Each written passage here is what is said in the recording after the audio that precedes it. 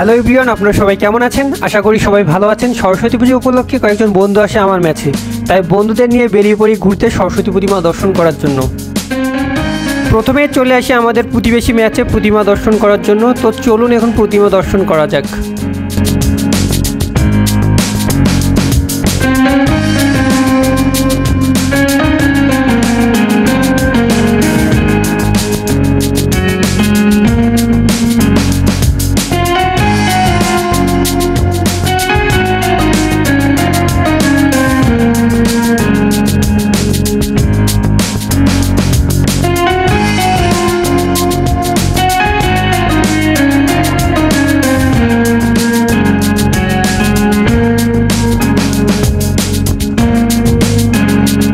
মেসে প্রতিমা দর্শন করে এখন যাচ্ছি কলেজে, কারণ কলেজে বিশাল আয়োজনে সরস্বতী পূজা করা হচ্ছে। তো চলুন এখন কলেজে যাওয়া যাক।